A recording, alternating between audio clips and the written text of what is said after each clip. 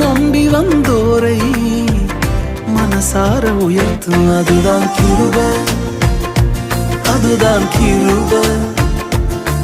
நான் நினைத்ததிலும் உயர்த்தி வைத்ததே அதுதான் கிருபை, அதுதான் கிருபை.